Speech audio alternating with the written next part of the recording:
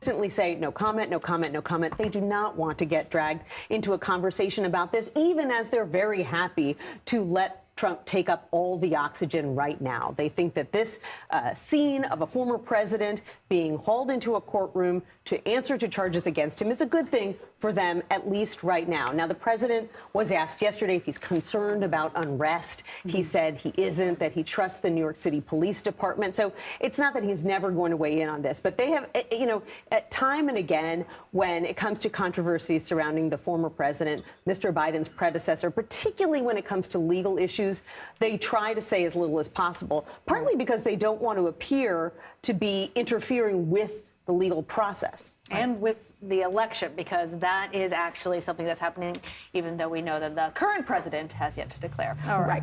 Well, we want to bring in now CBS News Homeland Security and Justice reporter Nicole Skanga. Nicole, on Nancy's point about security, tell us how the Secret Service might be involved, not only during this period, the arraignment, the arrest, but now it looks increasingly like they will be invested in the long term in a trial. Yeah, that's exactly right, Lana. Where Secret Service goes, or rather where the former president goes, Secret Service goes. And that includes, what is happening right now, obviously escorted in the motorcade up to the Manhattan Criminal Courthouse. But beyond that, they will be, I'm told, present during that fingerprinting as the former president is read his rights, as he proceeds, to be arrested, as he continues to surrender to law enforcement. And then they will, of course, have a presence within that courtroom today. There is a sweep that is ongoing of the Manhattan Criminal Courthouse that is happening in conjunction, of course, with law enforcement, NYPD there. But Secret Service has been involved every step of the way. And when the former president, returns to Mar-a-Lago, which we expect will occur later today, to make an address later tonight at 8 p.m. to some of his supporters, his allies, back at his Florida estate, there will be a large Secret Service presence there as well, similar to if he was giving a campaign speech or rally. And so really, it is sort of this unique case of a former leader, a former president appearing to face criminal charges in court and being escorted by Secret Service. Although, we should point out that this is not the first time that Secret Service has in fact escorted a U.S. leader to a courthouse, although you have to go back nearly 50 years for the previous time Vice President at the time, Spiro Agnew, appeared in a federal courthouse in Baltimore back in the 1970s to enter a plea and resign from office in connection to his failure to report federal taxes. One difference in that case, Secret Service kept their mission largely a secret. Today's, travel of the former president, President Trump, not at all a secret, very aware of all of the movements that, he's been making. But hello, everybody. Thank you for clicking on. Thanks for joining. It is the day that Donald Trump, former president of the United States, has been arrested and has been arraigned. And we'll jump back into that here in just a moment. Just wanted to say hello to everybody. Thank you for watching. We're going to be covering what's going on here. Actually, let me pop this out for just a moment and say hello to everybody. We're going to be covering what's happening here. The president of the United States is in Washington, D.C., has made no comment, as the former president of the United States is now being arraigned. He has been arrested. He is at the courthouse. He will be fingerprinted. He will have a mugshot generated and will go into the courtroom. There will be still photographers in the courtroom. There will be multiple still images. There will be no actual video from the courtroom. So what is going on right now, the former president is learning what the arraignment, what the actual charges are, how many charges, how severe they are. We'll learn all of that as the day unfolds. My anticipation is this is not going to be very long. This is not going to be a protracted thing. This is not going to be, we're here for 2 or 3 hours waiting for what is going on with the former president. I think they will expedite things. I think he will be in and out rather quickly, and possibly to the chagrin of people that he is in and out so fast. But we'll see how it plays out. Before we get too deep into that, I do want to let you know that there are some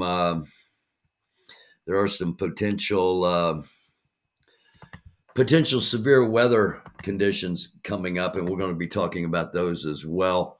And we'll just bump up here right at the moment. Here, let me get my glasses so I can see what I'm doing. And you get the idea of where the severe storms are anticipated. Of course, I'm right in the middle of all of that, near Indianapolis, Indiana, Columbus, Ohio, St. Louis, Missouri, Chicago, Nashville, Louisville, Memphis.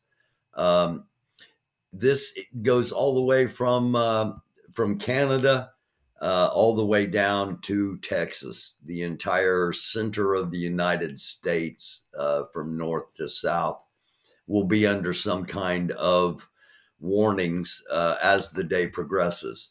So again, we'll keep an eye on that.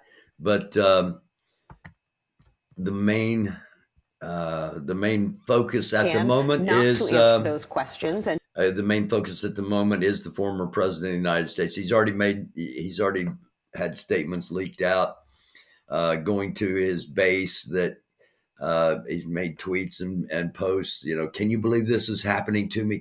If it happens to me, it'll happen to you. And trying to get people riled up as expected. And let's just hope that nobody falls for that nonsense.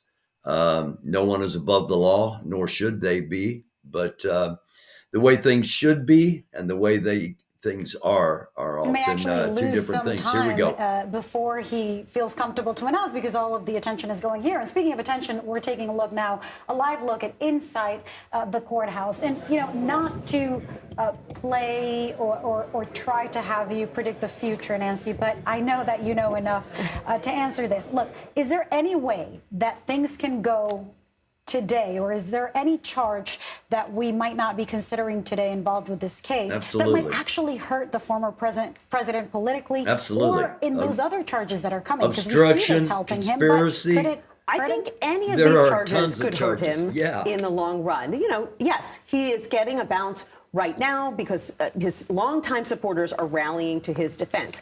But we've got 17, 18, 19 more months in this election. Yeah. That's a long time. And that's a lot of news cycles. And remember, he's not just facing trouble here in Manhattan with this district attorney. There are a number of other cases percolating. And that's why you have some of his would-be Republican opponents, not all, but a couple of them saying, is this really who you want to be the Republican standard bearer? What other legal trouble could he get in between now and the general election in November of 2024? He can get in trouble tonight with a gag order. Have been if they put a gag order and he goes That's touching a hot stove. They want his supporters to be their supporters. They've tried it. They've worked around the edges. And when they do it, they get burned. And so they've taken a step back. And that is the challenge when Donald Trump's base is so fiercely loyal to him.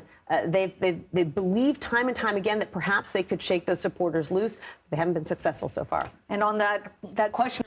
And that number, that's about 20% of the actual Republican Party that are the diehard. They want Trump to be king, emperor, in office for life, those kind of absurdities. About 20% of the Republican Party. So while it is not enough to carry any kind of election, it is a large enough percentage of the population to warrant concern. Post-2020 election litigation, attorneys can be punished for what they say in court and what they file in court if it's false. So, you know, in terms of what we expect both sides to argue, of course, you know, we'll know a lot more in a few minutes, if not a few hours. But I think the prosecution is really going to say, that this is not just a paperwork crime. This is a serious crime because remember why these payments were made. They were made to affect a presidential election. And in that way, I think they're going to try and zoom out and for the jury kind of situate this Make and it a explain, conspiratorial this isn't thing, like you which members is of the jury making a bookkeeping or accounting error. This is very serious. It's affecting who is going to be the leader of the free world. I think for the defense, there will, of course, be what we hear outside the courtroom, that this is a witch hunt, that this is just weaponizing the legal system. But in the courtroom, I think we're going to hear something much more narrow. In the courtroom, I think we're going to hear arguments about the statute of limitations, saying that the case is too old. In the courtroom, I think that we will hear arguments that the former president didn't form the intent to commit or conceal another crime. Intent is a high standard. And in the courtroom, I think we'll also hear, again, trying to downplay these charges and say that the president maybe wasn't aware or didn't realize or in some way was not able to form that state of mind necessary to rise to the level of criminal conduct. So that's a kind of a broad preview of what I think we could. They're saying he's not smart enough to be a criminal. He didn't intend to do all this. It just all happened. While that is a defense, it is not one that generally works well. Or additional federal charges, maybe dealing with wire fraud, maybe dealing with, as we've talked about, RICO. Campaign finance issues. And as Nancy just mentioned, of course, there are other investigations pending against the president. Just today, an appeals court rejected the former president's claim that his top advisors should be prevented from testifying before a grand jury investigating January 6th. And just to follow up on, you're talking about a future courthouse and how this case might play out, but let's talk about this courthouse that we're looking at, or this courtroom that we're getting these images from. I'm curious about we've seen that there's not going to be a mugshot. We're not going to see the former president handcuffed. There's all these different measures given who he is. Are you foreseeing any other decisions from Judge Marchand in terms of this case that could perhaps, a gag order, change what the president can do moving forward before we get to that moment that you were just describing where the case is actually going to be argued? Absolutely. I think we have to understand that equally applying justice doesn't mean ignoring who we're talking about. It doesn't mean that we pretend that this isn't the former president of the United States. That doesn't mean he gets favorable treatment or worse treatment. It means that we have to understand that there will be different treatment here for security reasons.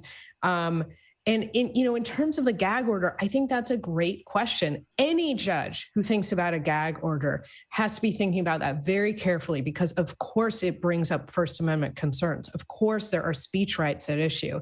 And what it also brings up contamination of the case. We know what the former president is already saying about this case and this judge. We know that the DA is facing apparently some very real threats, that the judge is also facing some threats.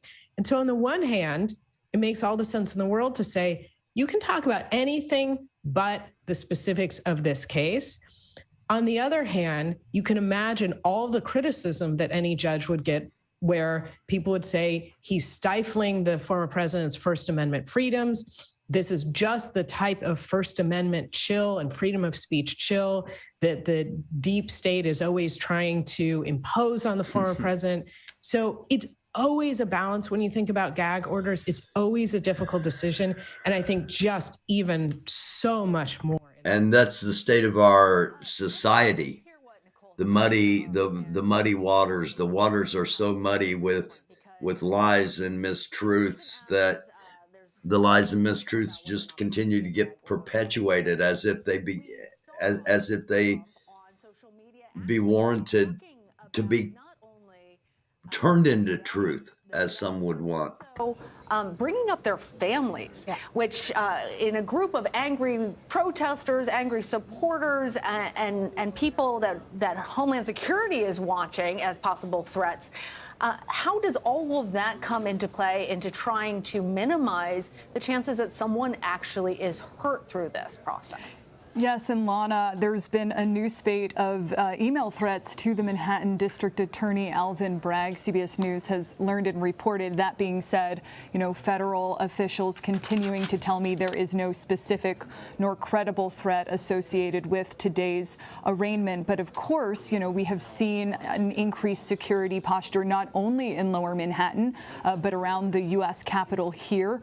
Concerns continue about the potential for a lone wolf attack. Now, when it comes to what Jessica was referencing in terms of, equal justice and the treatment of the former president here, a lot of our viewers might be asking, why is it that the former president's being fingerprinted? We are told will not, be photographed. He's not expected to have a mugshot. One thing that is interesting to note here is that law enforcement actually has discretion as to whether or not they will take, a photograph of a criminal defendant. In this case, the bottom line is that Trump is not a flight risk, easily identifiable, surrounded by federal agents, quite literally always. He has his... Why is he not a flight risk? Why is it automatically assumed he's not a flight risk? Just asking. We're watching CBS News. Again, thanks for clicking on if you're just joining us. President of the 45th President of the United States has been arrested. The first president to be arrested since Ulysses S. Grant. Ulysses S. Grant was arrested for speeding in his horse carriage. Made the statement that he was guilty and should have been arrested. Paid the fine and went about his business. There has not been another president arrested since that point. The former president now being arraigned, as we see, behind blacked out doors. That's the courtroom is back there. And the only other time anything close to this was former President Dick Nixon resigning before he was before he got to the place where law enforcement would have been involved, and subsequently pardoned by Gerald R. Ford for anything and everything he might have done. Nothing suspicious about that. That was back in 1970s. And we come back to today, again, watching CBS News. Former President Donald Trump has been arrested. Protesters and counter-protesters, so making sure that there's also no, violence that could erupt within the crowd among some of the protesters there outside the courthouse today. All right, Kirk Burkhalter, to Lilia's question, and as a reminder for our audience, he is a professor for New York Law School and a retired detective from the NYPD. There's two different groups. It's not just about keeping the former president safe or keeping the DA or the judge safe, but now there are also two highly charged folks that feel anger towards one another.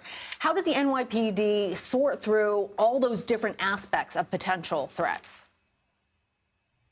Well, first, I'm sure the intelligence division of the New York City Police Department has been tasked with monitoring, all types of internet traffic and otherwise regarding those who want to come down and protest.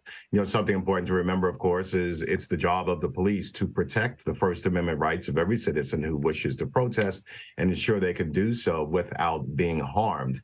And as you pointed out, yes, the NYPD will separate the two groups, make sure that they have a space to protest, but that space will not be somewhere where traffic can be disrupted or the proceedings here can be disrupted. We're unlikely to see what we saw January 6th for a lot of different reasons. One tremendous reason is the size of the police department. The other large reason is the geography of New York City is quite different. It's difficult to get around with a vehicle. You can't walk around carrying large sticks and banners and so forth without hitting other people and those folks and those items impeding your way. So it's a very different landscape. And the police department, you're likely to see out of the 40,000 police officers, you're almost always going to see more police than protesters throughout this entire trial. One note, all 34,000 plus New York City police officers are ordered to be on the streets and in uniform. No plainclothes officers today. Every my understanding, every law enforcement officer in New York City, all the NYCPD, are on the streets in uniform, a mass force today. I think that this indictment, potential future indictments, are only some of the obstacles that they are weighing here as they try to figure out when the ideal time might be to jump into the race, if there is an ideal time at all. Another reason to delay. Look at. Talking about the politics of this, we're going to pause it again to talk about the actual ramifications of this.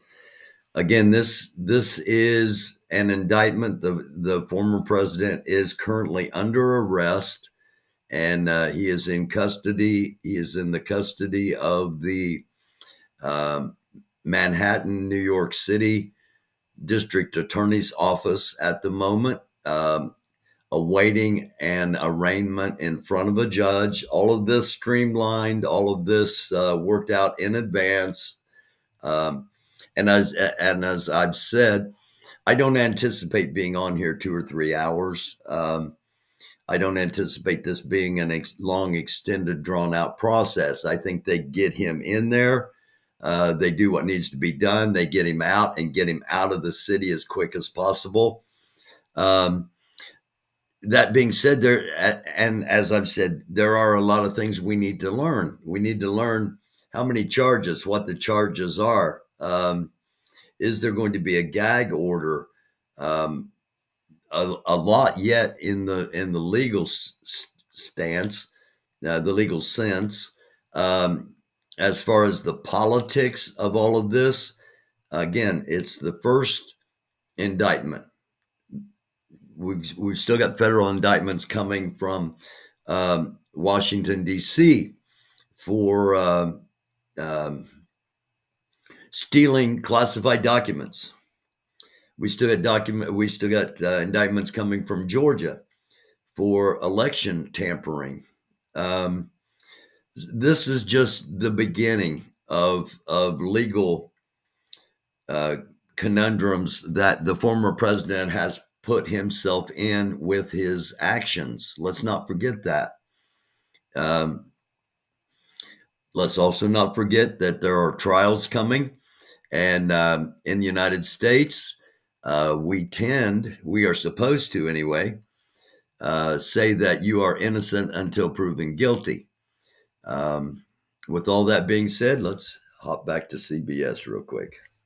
No legal reason that I can see where the events here took place in a different space or because this judge simply can't be fair. I mean, the reason I think that Trump has put forward is because the voter registration numbers are against him. And having voter registration numbers against you in a jury pool is not a reason for a change of venue. So if that's the best they have, if they say, well, this judge is biased against us because it's a judge that oversaw the Weisselberg looks like people are coming out plea, and because they're looking at registration numbers and they understand that there are more Democrats than Republicans, that's not a reason for a change of venue here. I do think it highlights an important point, which is that jury selection, if it comes to that, will be long and absolutely key. And let's remember, every juror in the world has preconceived notions. Every juror in the world has some private bias. That doesn't mean you can't be a juror. It means you have to be able to walk in there and say, what are the facts of this case? What is the applicable law? And make that determination independent of how you feel about. And how easy is it to get to a juror and pay them off? Is not a reason for a change of venue as far as I can see here. Right. Well, we are seeing images there. There's not going to be cameras inside the courtroom, but we are seeing cameras inside the courthouse where the former president is waiting to be arraigned in just a few minutes. And we'll send it back to our colleagues at CBS for a special report. I was told it was going to be at 2:15 p.m. Nicole Skanga, as well as Kirk Burkhalter, for all of their insight into all of this. We're now going to go back to CBS News and their special report.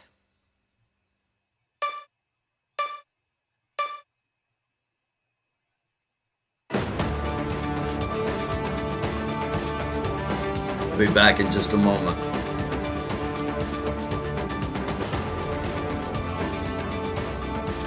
This is a CBS News special report. I'm Nora O'Donnell in New York. It is 2 o'clock in the afternoon, and you're looking now at the 15th floor hallway of the Manhattan Criminal Courthouse, where in just moments, former President Donald Trump will be arraigned in the landmark legal case against him. Right now, he is being processed, and when he walks from those doors to the courtroom, he may stop to speak to the cameras there.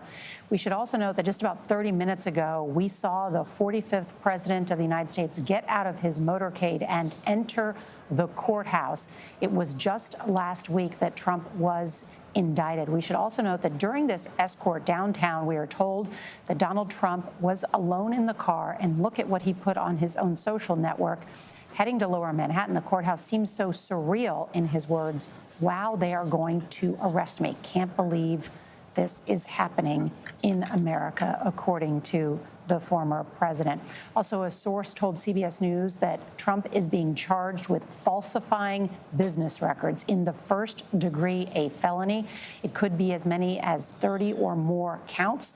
The indictment, the first of a current or former president in U.S. history, stems from this 2016 hush money payment to cover up an alleged affair with porn star Stormy Daniels. We should note Trump has denied any wrongdoing. He has vowed to fight these charges. He has been active, sending fundraising pitches this morning, active on his own social media site, denouncing the judge attacking him and his family. We are told that attorneys close to the former president say that he himself will plead not guilty when the charges are read in court. We should note CBS News has reporters inside that courtroom, also just outside that courtroom, so we will be able to give you a first-hand account of exactly what happens. No cameras inside, according to a judge's ruling just late last night. Want to talk about a number of things as we continue to watch this picture very closely, as we're expecting to see the president there. The uncharted political territory that we're in right now, Robert. This is a significant case, certainly the spectacle today that we are watching very closely. But the former president faces legal jeopardy on a number of fronts. He really does. And this is uncharted political territory, but it's not necessarily uncharted Trump territory. We talk about this unprecedented nature, but it actually has a precedent in Trump's own life. You go back 50 years, 5 decades. The Trump Organization in New York has been under investigation at various times. He has been a creature of racial New York, discrimination of the tabloids, charges, of the business community, of the legal community. A Trump lawyer. I mean, that list is very long about all the people who have been a Trump lawyer over the past 50 years. And there are many lawyers right now working for Trump on that active grand jury investigation of his handling of classified material. And when you talk to Trump confidants, and they're being candid with you, they say the investigation of Trump's possible obstructive acts, about how he handled classified documents at Mar-a-Lago. Did he instruct aides to go dig into the files instead of giving them back to the National Archives? That is the case that has people on the edge of their seat, not what's happening in New York today. And what about that, the discussion that exists that this wasn't the best first case to bring against the former president? Well, it may not have been the quote-unquote best first case, but it is, in fact, the first case. So it's always the prosecutor who can get to the indictment first, as long as they... Okay, what you're hearing here is national news correspondents talking about manipulating the court system. Keep that in mind. That's a little troubling, in my opinion. Perhaps there are people who would have rather seen the Mar-a-Lago document case, the obstruction case, the January 6th case, the Georgia case, but you don't get to do what you'd rather. Okay, first of all, this guy's got a lot of cases against him. As I said a little bit ago, the only time a former president has been arrested in the past was Ulysses S. Grant for speeding in a horse carriage. So the number of cases against this person, again, who you support says more about you than it does the person. We know, we have a pretty good idea who Donald John Trump is now. And those that keep supporting him, it says more about you than it does him at this point. and going forward, especially if you're involved in the Republican political machine. Marjorie Taylor Greene, Gates, Boebert. Do not think if Trump goes down that he's going to take those people with him, because he will. And while this may not have been the first case everybody wanted, that's not how the legal system works. And a lot of people in New York. And I wish the media was more involved in informing and giving actual facts than in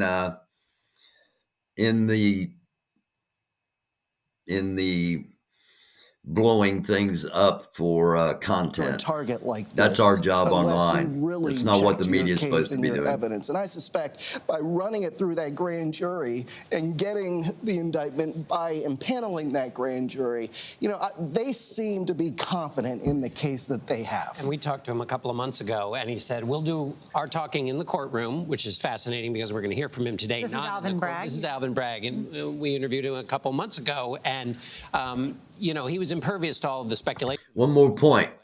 The district attorney better have his ducks in a row.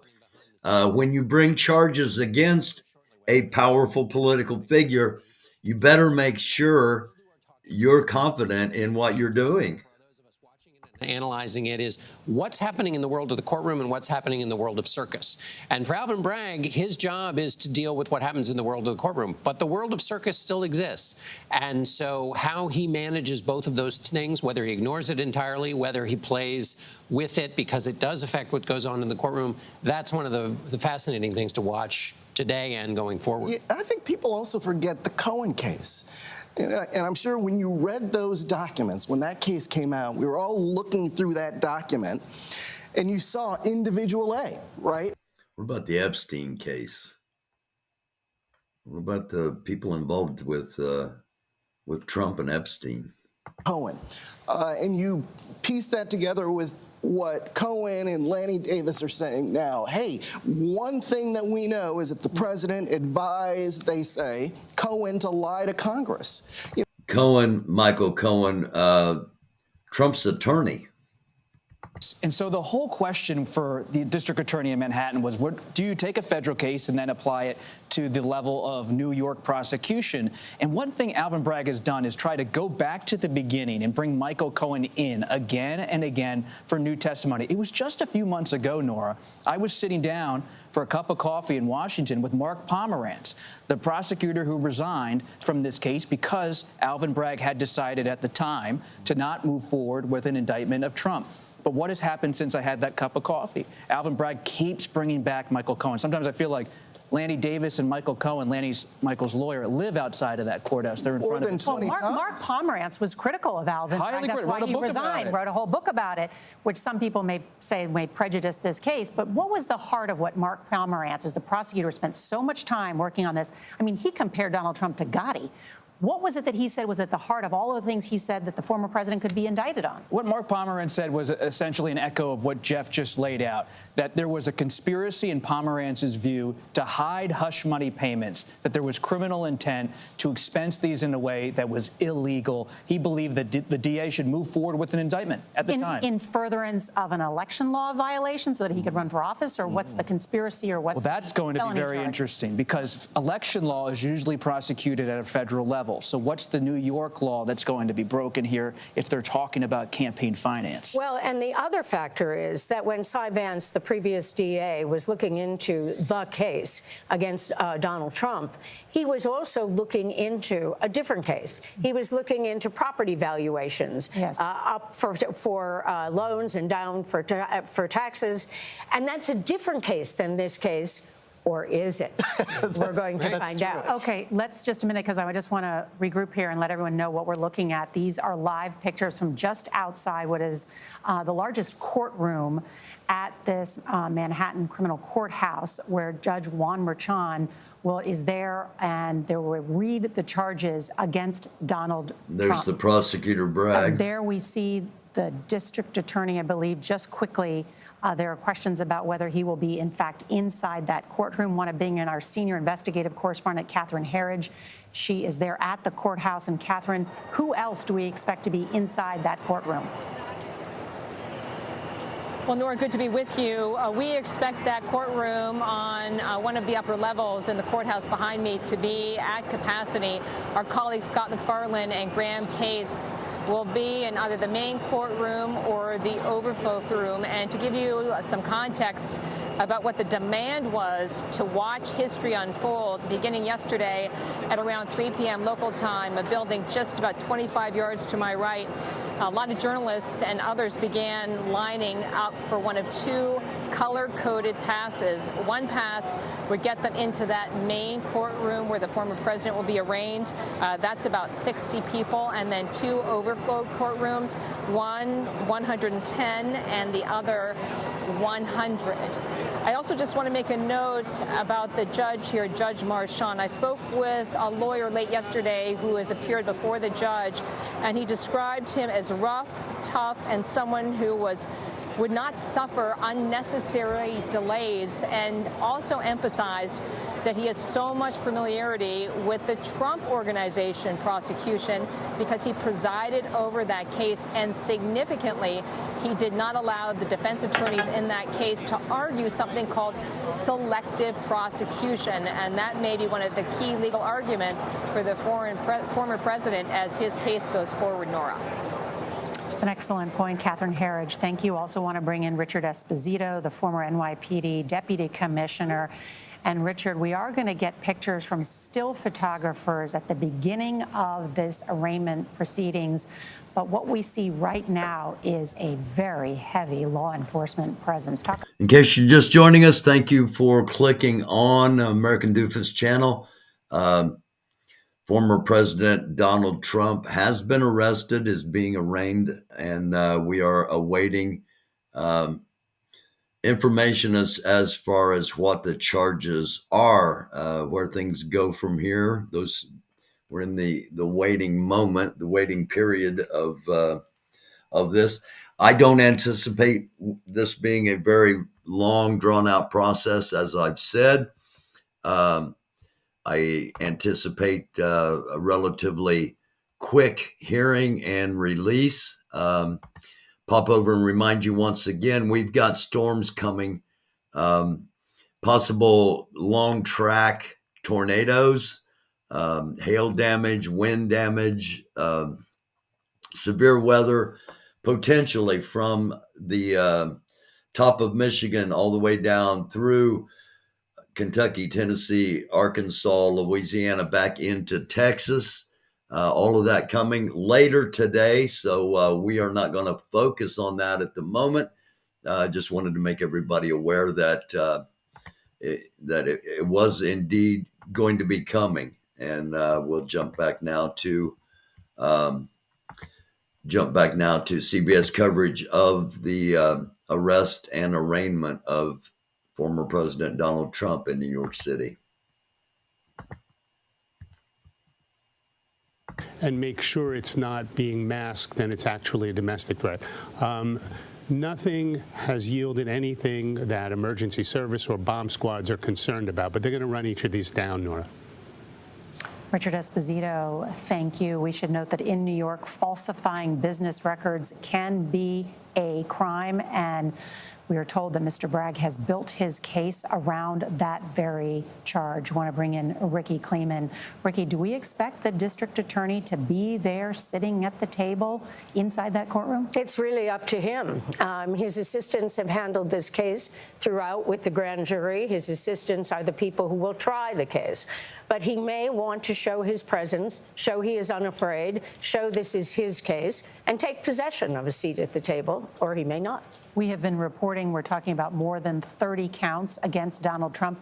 Will they all be felony counts? We don't know. Certainly, it makes sense that if you're going to take a check and say that that is falsifying a business record along with an entry in a journal and say that that's a misdemeanor, that would be very foolish indeed. You may as well wrap it around the other crime that allegedly would be the crime of concealment, whether it's federal or state, and at that point make them all felonies. on the grounds that this conduct essentially was intended to conceal another underlying crime. Correct. Perhaps an election law crime. On that note, we have an expert on that very topic, so I want to bring in Jerry Goldfeder. He is an election and campaign finance lawyer. Jerry, so good to have you with us. Answer that charge that has been made. Well, why is this illegal that Trump paid off someone he may have had an affair with? What's wrong with that? Well, if he's good to see you, if it's proven that he has conspired, perhaps with Cohen, perhaps with the National Enquirer people, to unlawfully promote his own election, that's a violation of state election law. Normally, a federal candidate goes by federal election law, and the federal election law preempts, oversees, supersedes New York State and every state election law. Every state. Except there are exceptions. So if, in fact, the indictment states that he conspired to promote his own election by unlawful means, by violating state election laws, Alvin Bragg is on solid ground. And what would that mean in terms of when this case goes to trial? It would mean that he has to, the district attorney needs to prove beyond a reasonable doubt, and the jury needs to accept the fact that, in fact, all these transactions, the hush money payments, were in furtherance of the presidential election. His defense is it has nothing to do with the election. It had to do with Melania, his family, God knows what. And the jury is going to have to adopt the district attorney's evidence, testamentary evidence and documentary evidence, beyond a reasonable doubt that, in fact, it was related to the election. Well, why else would have Donald Trump given money to Stormy Daniels? That's a good question, and we'll hear his defense. It's like when John Edwards was indicted a number of years ago for the very similar situation, and his defense was he was really trying to protect his family life, his reputation, having nothing to do with the campaign, and the jury in that case was not convinced by the prosecutor. So it's up to District Attorney Bragg to prove this case and for the jurors to adopt it, to accept that. It's just extraordinary to think about what has happened in the last many years that Donald Trump... The purpose of officials, elected officials, based upon the concept of our country and our Constitution, is that we are to send our best, our brightest, and our most honorable. We've really lost sight of that. We had a conversation specifically about this campaign piece of it, and that adds to, it's not just speculation, that you have somebody who was in the room when that conversation was happening and that Donald Trump was participating in that conversation. And while this has been widely reported, just to remind everybody, Robert, again, because you just interviewed Michael Cohen, who was sent to jail because of this, how the money was funneled to Michael Cohen, who then paid Stormy Daniels, to just remind everybody. So in 2016, Donald Trump's running for the presidency, and he wants to keep bad stories out of the news. And it's not illegal to have what's called a non-disclosure agreement. You can pay someone in this country to not speak about a certain issue if you do it above the level, on the level. But what happened here, according to Cohen's version of events, is that Donald Trump told him, when he was a candidate for the presidency, told his fixer, Michael Cohen, to take care, with David Pecker, working at the National Enquirer at the time, of this Stormy Daniels situation and potentially other allegations like Karen McDougal, women who have claimed to have had different kinds of encounters and affairs with Donald Trump. She was the Playboy model? Playboy model, Karen McDougal. They say encounters, charges of rape and molestation. But it was labeled as legal fees. And that labeling of legal fees is what's under scrutiny now by the district attorney of Manhattan. It's a lie. Of calling it a non-disclosure agreement and just saying it is. They lied. They lied. Let's don't sugarcoat it. Instead of saying this was payment for a non-disclosure agreement, they said they were legal fees. They were legitimate campaign expenses. And Nicole, they lied. We have seen a Let's number not sugarcoat of Republicans in Congress and others who hold political office denouncing the district attorney while not exactly defending Donald Trump. Break down that reaction for us. Yeah, exactly. I mean, what you've seen is a number of congressional Republicans really in lockstep here, whether you're looking at party loyalists like Marjorie Taylor Greene, who was there in New York protesting near the courthouse, saying that Donald Trump is innocent and that this is a weaponization of government. This is a line that we are hearing from some party leaders as well, such as Kevin McCarthy, the House Speaker, who has called this an abuse of power and who has said that the House will hold the Manhattan DA to account. And you have 3 congressional committee chairs who have been trading letters back and forth with the district attorney, trying to get him to sit down for a transcribed interview. Where we really see the daylight here interfering in court proceedings. For instance, Mitch McConnell, still suffering from a fall. He's been out of Congress for a couple of weeks now. Have not heard much reaction from him.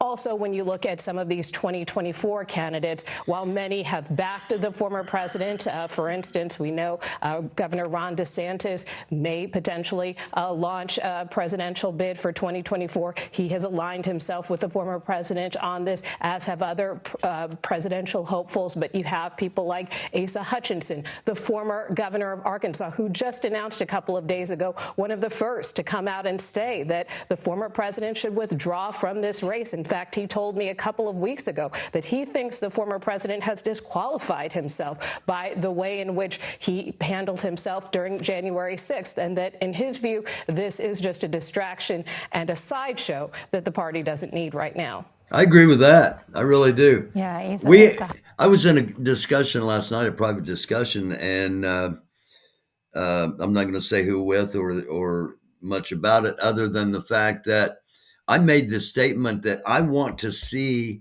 a legitimate Republican Party. I want to see a return to a Republican Party that has American values, actual American values, and not based on hate and division. It probably will never happen, but I'm not. A lot of people in the Republican Party want to see the same thing. They're tired of this crap. Again, only about 20% of the actual Republican Party support Trump. So if you figure 20% of the Republican Party makes up 30% of the whole population. So out of that 30%, 20% are ride or die with Trump.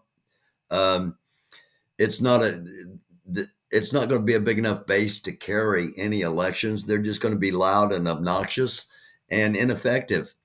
And that will carry over into the Republican Party if they allow it to. And some members of the Republican Party are trying to stop it. Media spotlight on Trump motivate his base? Will it paralyze the Republican opponents? Will Just it what help we were him saying. win the Republican nomination for 2024? I want to bring in our chief Washington correspondent, Major Garrett. He is at Trump's Palm Beach, Florida resident, Mar-a-Lago. And Major, I know the president planning to return there tonight and speak to his crowd. What are you learning? Yes. So, Nora, it's a New York story right now, but it's going to be a primetime Mar-a-Lago story this evening. The president will return to Mar-a-Lago and this evening give some remarks, probably in response to what Alvin Bragg, the district attorney in Manhattan, tells reporters and the nation about the indictment, its relationship to the law, and the facts. But here's something we already know. Former President of the United States wants to monetize this moment. He's been trying to monetize it for weeks, but he's really trying to monetize it this very moment, because if you, like many reporters and many Americans, get emails from the Trump campaign, you just got an email that said mugshot, new item. It's not the mugshot. It's just a Photoshop. It's, in every classical sense, a head fake. It's a picture of the president. It's not the mugshot. Mugshot's not going to be taken. It doesn't exist. But you can get that fake mugshot on a T-shirt if you send in, and here's the clever number, 47. Let's do the math. 45th president, Joe Biden 46th. 47. There we go. So in this moment, when at the panel and throughout this entire judicial process, there's meticulous... The grift, for those that are familiar with online, the grift. That's what we must continue here. Trump people, you gotta keep giving that money. Some drilling down on that for people who think that they're sending in that $47 to help Donald Trump run for president. How much of that money is being spent on the campaign, and how much of it is it being spent on his legal defenses? So the campaign is the one sending out this email. It's not from one of his super PACs. It's the Joint Committee for Donald Trump for President. So it is a campaign solicitation.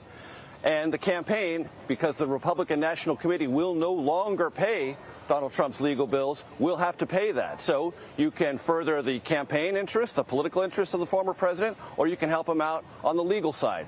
Either way, whatever the campaign decides to do with that money, it's up to the campaign, but it is clearly for the president's campaign in 2024 for the first Republican nomination, and if he secures it, the presidency of the United States. So he can use it for legal fees?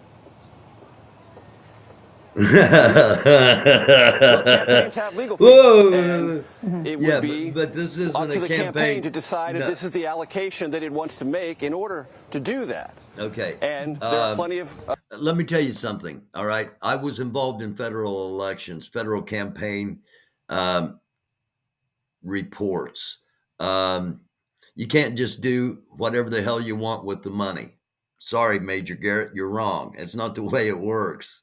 But we'll see. So Mar-a-Lago is the place where he is safest. He is very revered. It is a private club, so a good number of the crowd tonight, we're estimating or giving estimates, 500 to 700 will be club members, and therefore fans and paying customers of Mar-a-Lago. There'll also be invited guests. Some members of Congress who have long been in the trenches with former President Trump may be here.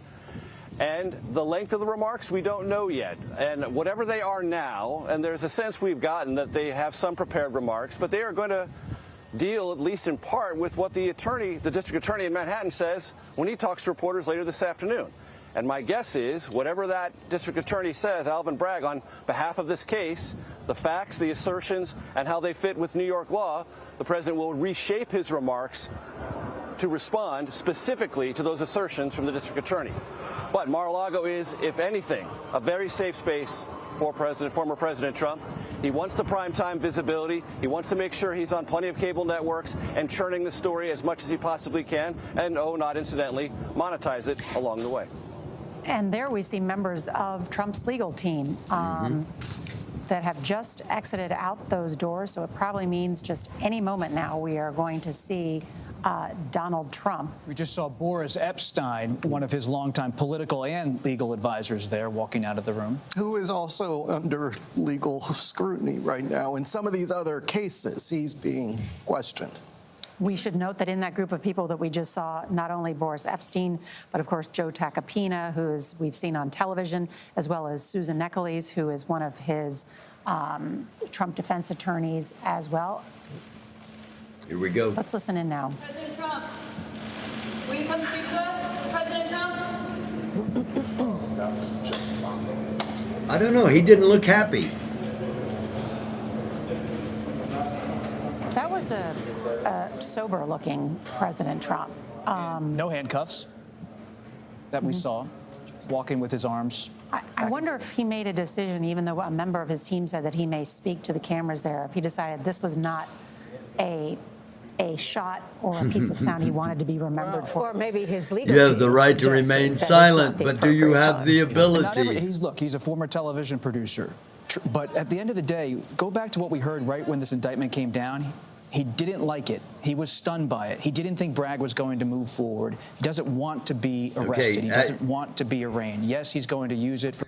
As I said, I didn't anticipate this being a long, drawn-out process. I thought they'd get him in, do the processing, get him out of the city, get him out of their hair, make him Florida's problem again. As far as security, because security has to be a significant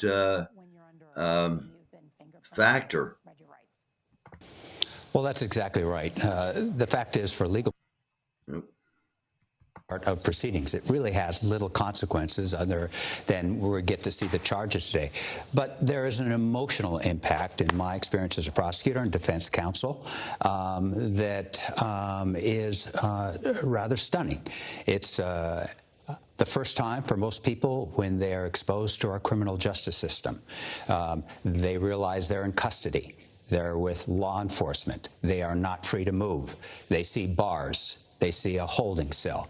They see locked doors.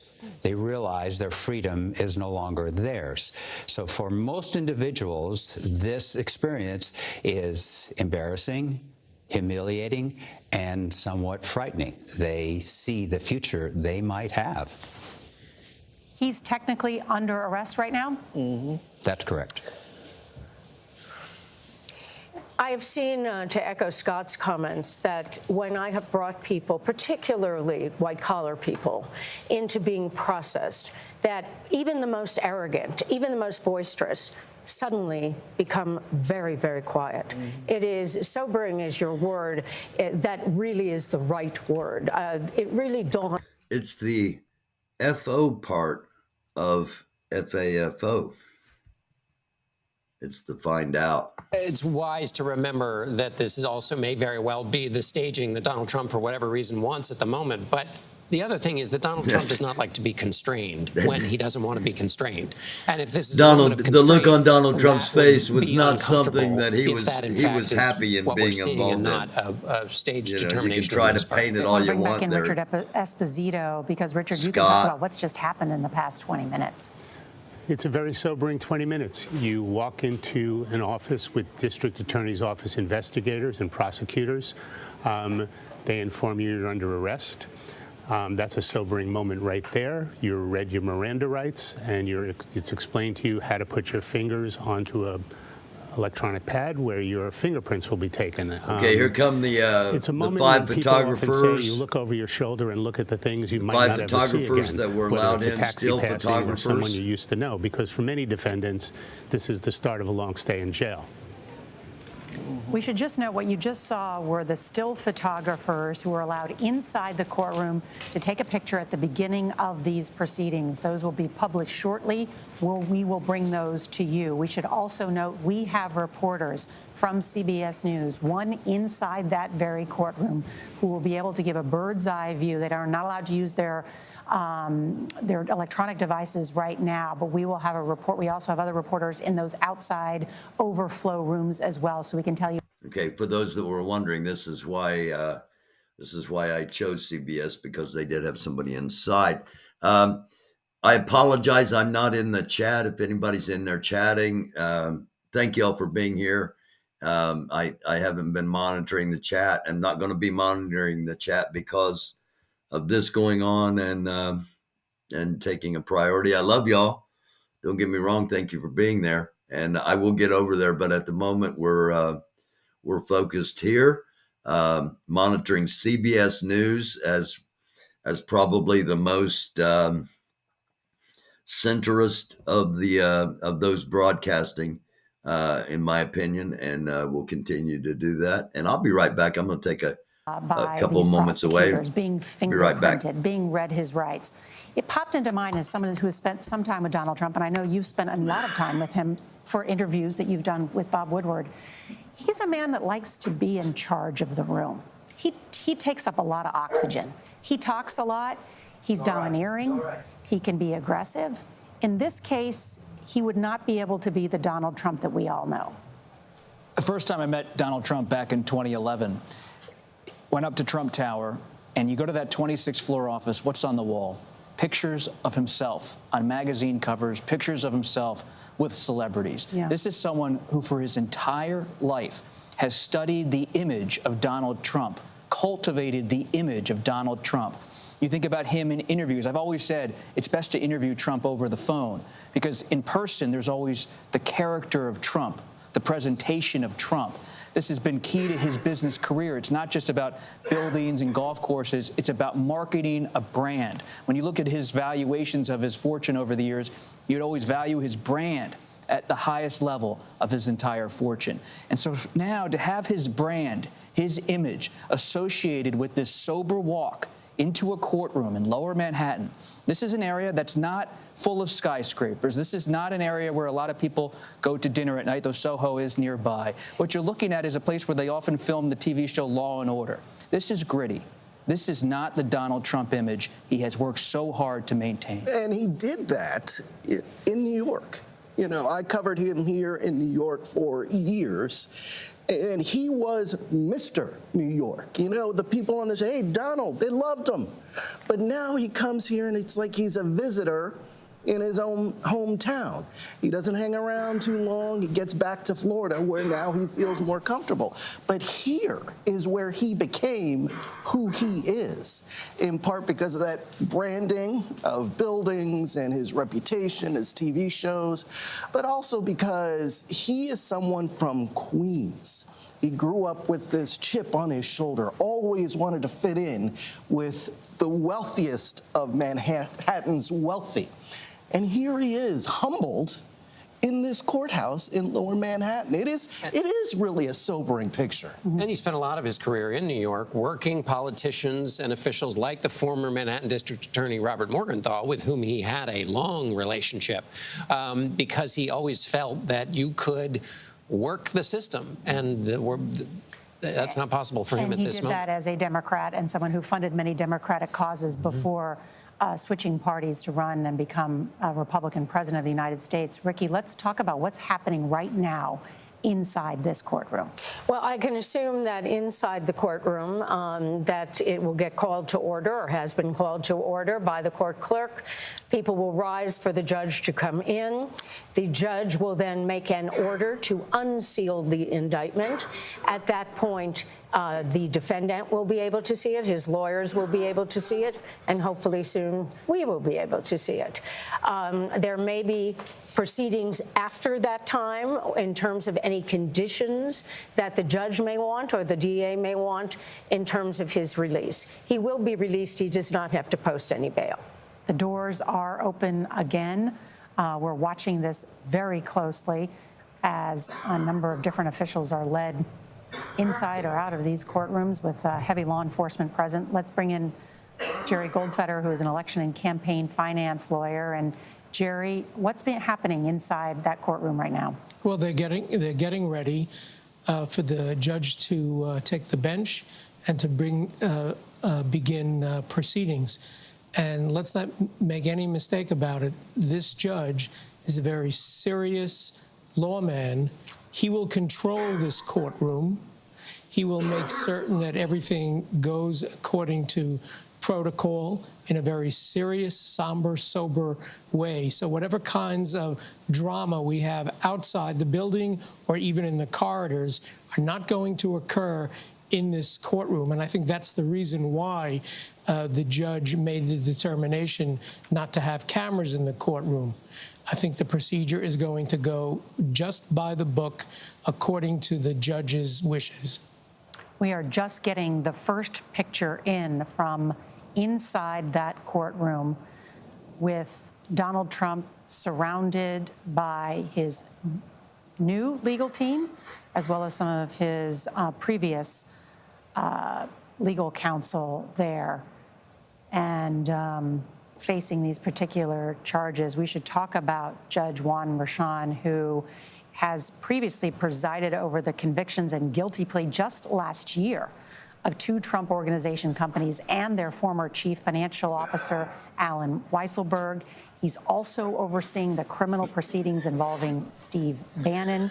He has been a justice in Manhattan State Supreme Court for 14 years, and he's been described as someone who is pretty straightforward and tough. One question is whether he will impose a gag order today. The difficulty, Nora, about the gag order is this. How do you enforce it? You have someone who is running for the office of president in the United States. So he violates the gag order, should one have been imposed. What are you going to do? Hold him in contempt and put him in jail? That's ridiculous. So even though I think... That's not ridiculous. That's what you do. Again, people putting stuff out to make it seem acceptable when it shouldn't be acceptable to the American people. I'm going to be frustrated, obviously, throughout all this day. Thank you for watching. I'm greatly appreciative. It's American Dufus channel. Donald Trump arrested, and we're watching CBS coverage. Well, the difficulty is what I say. How do you stop him except by throwing him in jail, which does not really serve anyone? The difficulty is really also his argument that goes back to January 6th, free speech. Well, I want to bring in Jerry Goldfeder one more time because Jerry. Okay, again, elitists on both sides. Statements on his social media and as well as pumping up his crowds go to his strategy of trying to move this trial away from New York County and to try to get the judge, if he can't do that, to try to get rid of this judge because he believes, and perhaps rightly so, that this judge really knows him, really knows his organization, and is probably not disposed to look upon him in any favorable light. So I think that is his strategy at this point. I don't think it's going to work. I think this judge is going to retain jurisdiction, and I think this trial is going to occur in New York County. Donald Trump has been arrested. He's been booked. He's been fingerprinted. He is now being likely read this indictment, which we are all anxiously awaiting to hear what is in it. He's learning the facts of the case right now, and his ears are coming whatever is up there against him. Ricky, I want to ask you a question, which is, as one of his lawyers, is the advice likely to be, hey, stop attacking the judge because the judge may hold your future in some of his rulings? I mean, it may make your future easier or harder depending on how he rules. So isn't it always better not to attack the judge? Of course, it's better not to attack the judge. And of course, if I were his lawyer, and I'm sure that when you have lawyers who have real quality, the addition of Todd Blanche is a wonderful addition. They are telling him to just stop. They are telling him that anything he says could be used against him in a court of law.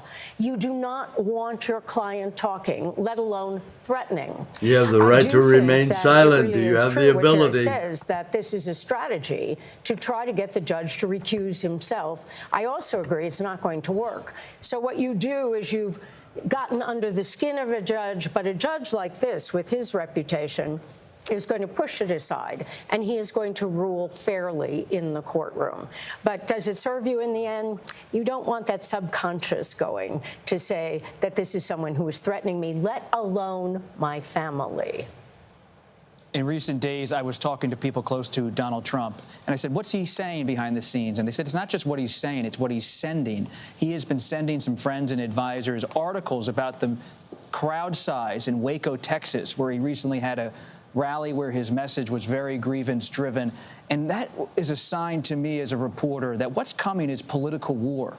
If you're the judge in this case or the prosecutor, you may want this to unfold in a certain way, abiding by certain norms, but you are in a norm-free zone when you deal with former President Donald Trump. He is on the march, on the campaign trail, trying to run for the Republican nomination. The question is, why is he allowed to do so? Why? Why him and nobody else? Something to think about. He tried to shatter norms by inciting a mob on the Capitol of the United States, the January 6th insurrection. He now faces legal jeopardy because of that. And those that ended up storming the Capitol have also met the long arm of the law with more than 1,000 Some of charged, them. There and are many still of them others that in are jail that for are what they being did. hunted. So when people question, will there be accountability for the former president and those who answered his call, we've begun to see some accountability. No? Yeah, and I think, you know, if those cases, the January 6 cases, have helped law enforcement in this case. And I say that because you have this former president who's trying to rile up his supporters. But if you look at what some of his... There weren't big protests here in New York. Exactly, right? Because some of his supporters are saying, wait a second, it's a trap. It's a, false flag operation. The police are going to get it. They don't want to go to jail. They don't want to go to jail.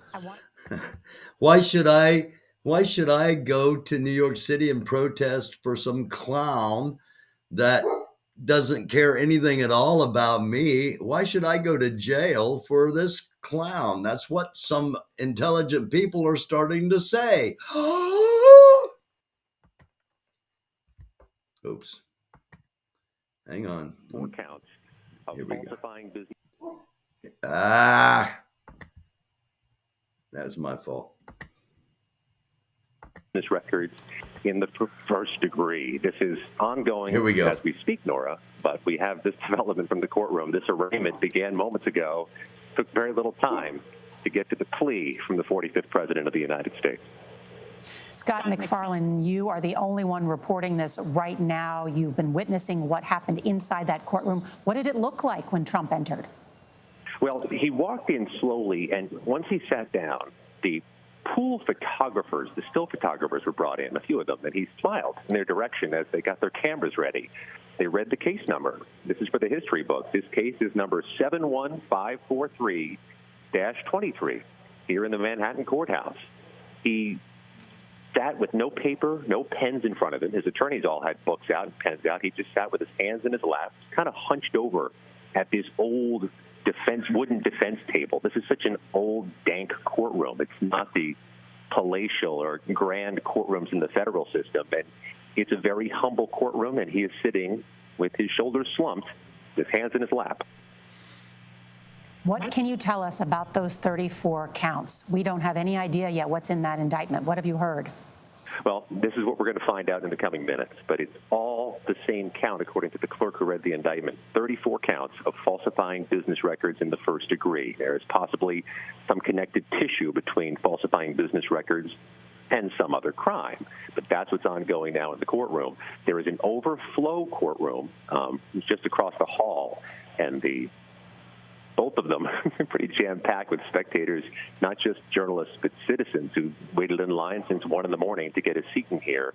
Former president, as you'd imagine, Nora, just surrounded by law enforcement, not just Secret Service, but there is New York police, there is New York State court security, and there is a group of police out in the hallway monitoring activity here. No phones allowed in the courtroom, and the judge got a challenge from the media organizations to open this up to phones and laptops and to cameras, and the judge rejected all those motions. So all this is happening behind closed doors with a feed, a video and audio feed going across the hallway to an overflow room. Scott MacFarlane has been witnessing Donald Trump inside that courtroom as they read the criminal charges against him. Scott, just to recap, what did Donald Trump do when asked for his plea? He answered immediately in a voice that was noticeably louder than the attorneys who were speaking here today, and said simply, not guilty. No adjectives before it, nothing after it, just not guilty. And at this point, Smart they're move. running through. Don't say anything you don't have to. Procedures that will happen after this arraignment ends. There are going to be certainly deadlines set for motions, for future hearings. All that's happening as I'm speaking to you, Nora. But the bottom line here is it's 34 counts of the same charge, according to the clerk. 34 counts of falsifying business records in the first degree. There's more to gather, but let me just paint a picture for you here, Nora. This is such a humble place. The 15th floor of this courthouse in Manhattan looks like an old middle school hallway. That type of flooring, that type of walls. It is sweltering, stuffy hot in here and in the courtroom. And all of this looks like something out of the TV show Night Court, not something out of one of the grand courthouses in Washington or in the federal system nationwide.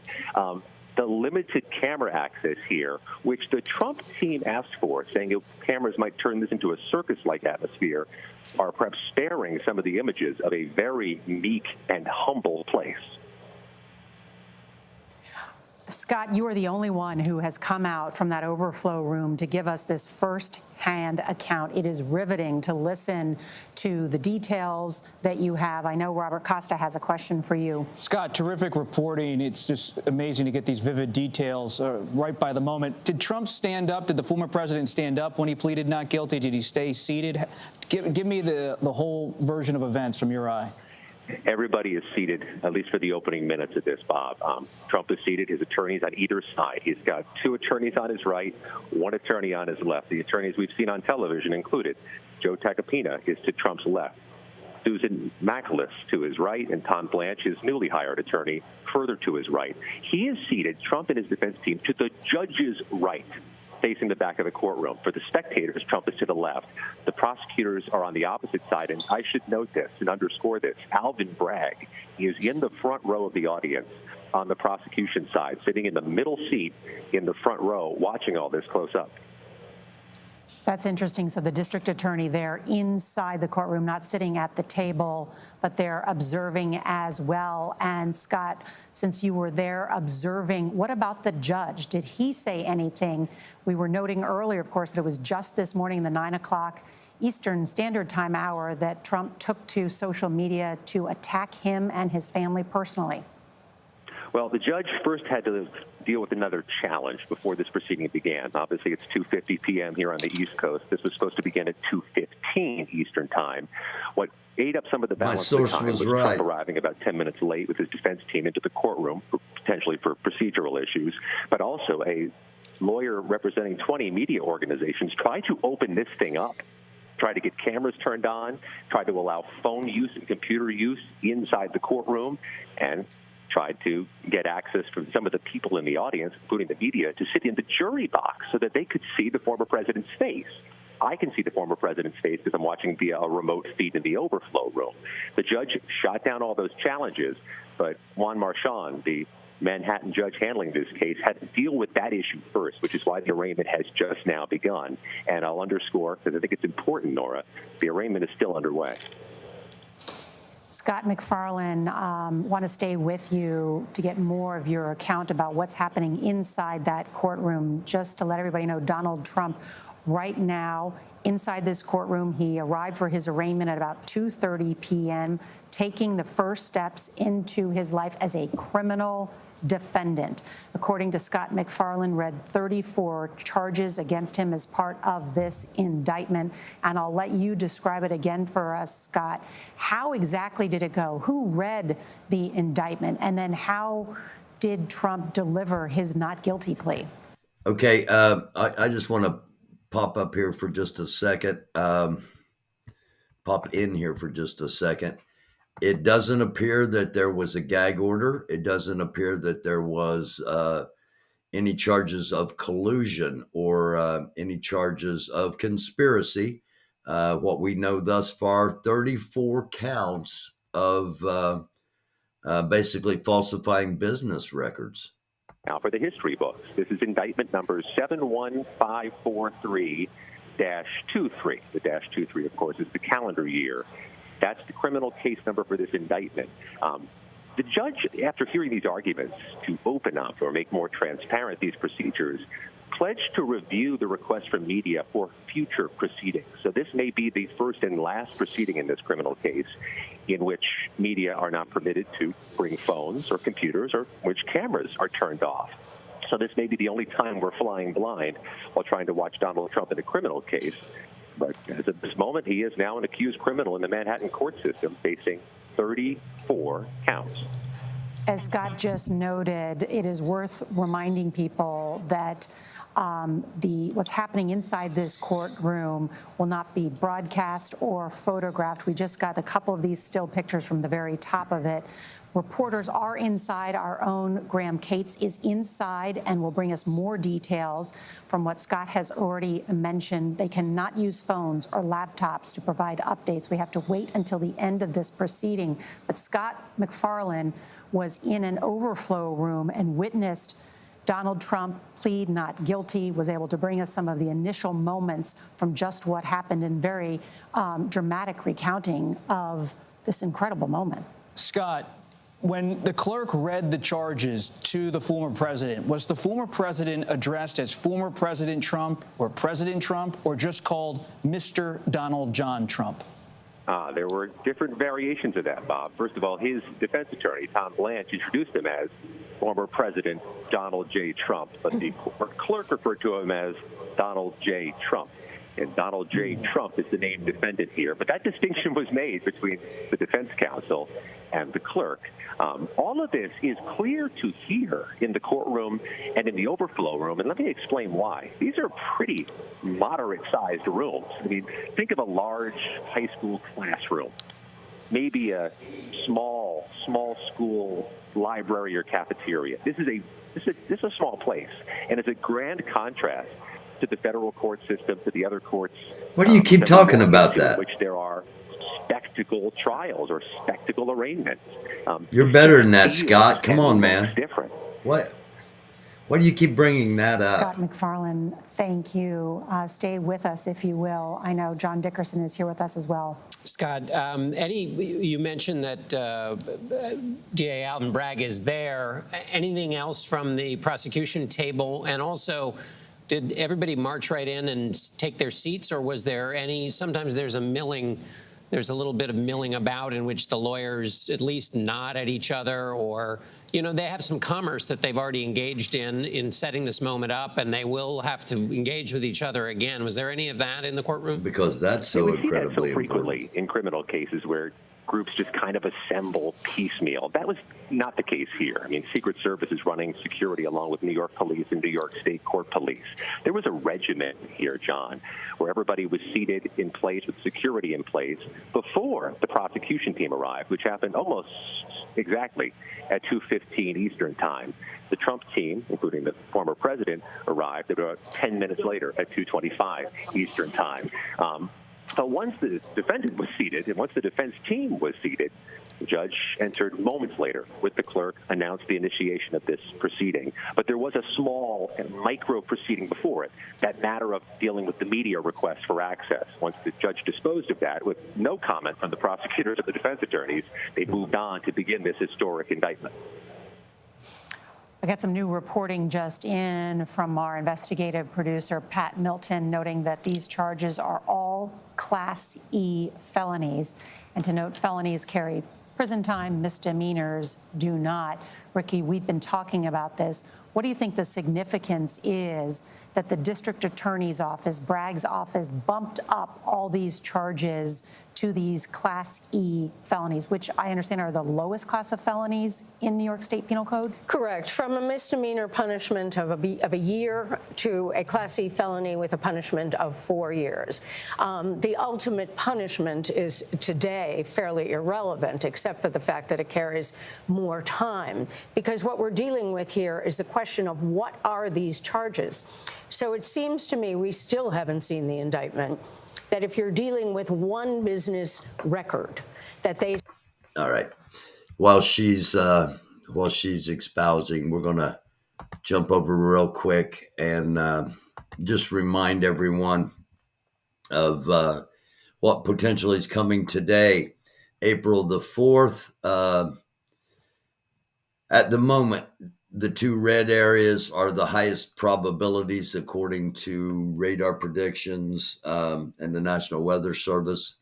These are the two highest areas for probable tornado activity, with them branching out as to the likelihood. The farther away you get, the green, not as likely, yellow, a little more likely, brown, a little more likely still, and the reds, highest probability areas of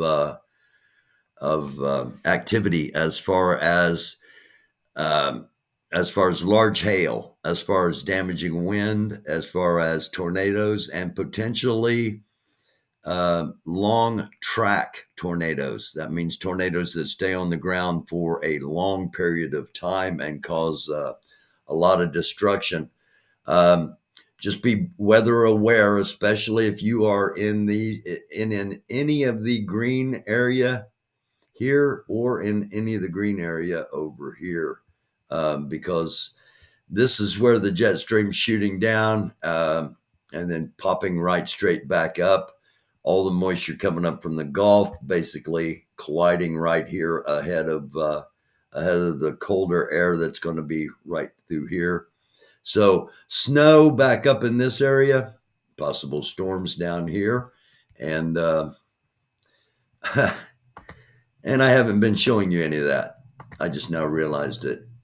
My bad. Let me pop that up. Okay, here's the area where the storms are most likely, the two red areas. As you go out, all of this green area here, all the green area over here. Be aware if you are in those areas specifically. What's going to happen? Why is this little chute here? Because the jet stream is coming down like this, and it's going to whop straight back up. So anywhere on the western side of the jet stream over here, anywhere on the eastern side of the jet stream over here, potential for storms, including large hail, damaging winds, incredibly high-speed straight-line winds, as well as possible tornadoes and long-track tornadoes that stay on the ground for a long period of time. So that's what's going on weather-wise. We'll keep an eye on that. Again, anticipating it about 3 hours, around the 6 p.m. Eastern Daylight Time is when we are kind of anticipating things to start to begin ramping up. The warmer air, the longer it goes, the warmer it gets, the more intensity the storms could have when and if they do fire up, and we'll be monitoring all of that. And right now we're back to, I was hoping she would be finished. We'll be back to CBS News.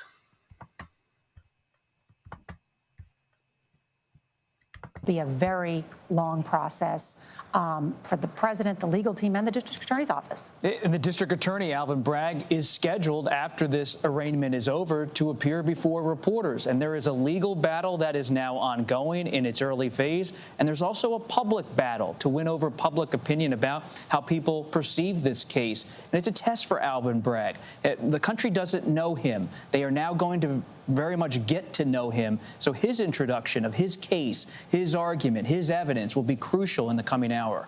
And just a little aside, this is how Rudy Giuliani got started, by the way.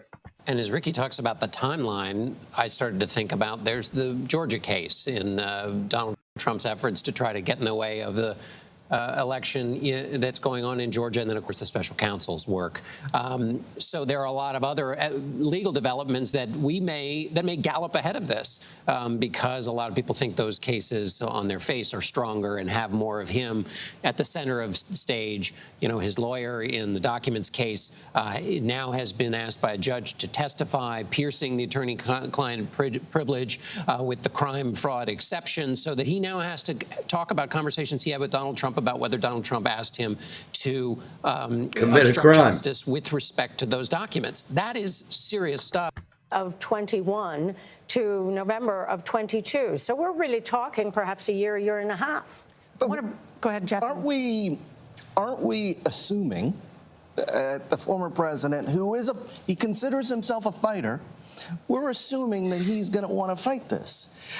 Perhaps there is another way for them to handle this case, given the other cases that are sitting out there that could potentially lead to more legal jeopardy. You're talking about a plea deal. Yeah. It'll never happen. Why? Why? Because it's Donald Trump. He would never, under any circumstance. But if you were representing him, would you advise him to, hey, let's make this go away? Well, it's not going to go away because he's running for public office. And so he does not want to have a conviction behind him. And in addition, I'm going to hop over here to the chat for the first time and say hello to everybody that happens to be watching here. Oh my gosh, I didn't realize you got a pretty massive chat happening over here. Let me get up to the top and just run down the list here real quick. Hello, Sable, JB, Sandy Foster, Mater, Butterflies Are Free, Ginger Snap. And who else we got here? We got Mike in there. CER, hello, baby. Yeah, John Edwards, Democrat running for president. His wife had cancer. He was screwing around with a campaign worker, got caught. Hello, Knowles Gig. Let's see, Lavender Cam. I'm down through here. Baba Boy. Pete. Yaw7. Breeway. Tim K. Max Flower. Okay. Anybody I might have missed? Hi, Sam Sanj. Kim Hitaru. Charlie. Again, thank you all for being here. Just wanted to pop over and say hi to the chat and get back to our focus here of kind of keeping track of what's happening. And we'll jump back over to CBS News. Frederickson, the former federal prosecutor who is paying attention to this, they can talk about the legal jeopardy that the former president faces. Scott? Well, that's right. And I think we shouldn't forget that the defense of Donald Trump right now is probably feeling fairly confident that they have a legitimate shot to knock this case out on their motion to dismiss on the grounds that misleading falsification of business records designed to mislead for purpose of a federal campaign financial obligation doesn't qualify as fraud. I think they're going to argue that that was misleading, but it's not fraud. Now, they could lose that, but I think they're feeling very confident they can knock it out. And so they're going to... We were lying to you. We were misleading you, but it wasn't fraud. That there may be 34 counts here, but they're misdemeanors elevated to low-level felonies. Highly unlikely that even if convicted on all 34 counts that the former president... I'm going to say this, and it's not going to be popular. I'm kind of surprised that they are prosecuting this as 34 E-level felonies. I don't know. I don't know if this is necessarily the thing to do, especially when you're, if laws were broken, you got to do it. Yeah. Okay. But is this going to have any impact on him? I'm going to say no, not like the stealing the documents, not like the asking the head of the Georgia election to just find him 1,167 votes or 11,670 votes. That's all he needs, just 11,670 votes. Just find me those votes. Can't you do that for a guy? It was basically what he was trying to interfere with an election. That will carry a lot more weight. The fact that he had the documents and conspiring, and if he indeed shared those documents with foreign governments, that's treason. Those are serious things. I'm not sure. And again, I'll probably catch heat for this, but I'm not sure the strength that this particular case we are currently observing. I don't know the strength that this case is going to have. Just saying. If a jury gets this. Now, while saying that, too, I just said he's entitled to the presumption of innocence, and the defense knows it only takes one juror to hang that jury. That's why Donald Trump has said himself he would favor moving this trial to Staten Island, where there tend to be more conservative voters in the borough of Staten Island. Which is so funny because it's not like Texas. Staten Island, it's more conservative by New York standards. Yes, absolutely. I want to also bring in and bring up this point, follow up on this point, I should say, rather, that Scott talked about. Why and under what basis can Donald Trump's attorneys make the case to quickly dismiss these charges? What legal standing do they have? Well, they always have the right to file a motion to dismiss about the law. They also have another right that is peculiar to New York, and it's called a Clayton motion. And what a Clayton motion is that you say it is in the interest of justice, regardless of the merits of the case, to dismiss this case. So they have two ways to go about it. One other part of the motion to dismiss that we know, according to Donald Trump's lawyer, Joe Tacopina, that they're looking at is not only do they believe that there is not a law that prevents this case, that allows this case to go forward, and that this is a misreading of the law, but they also claim that there's a statute of limitations issue. All All of these are ethical and proper motions for a defense lawyer to make.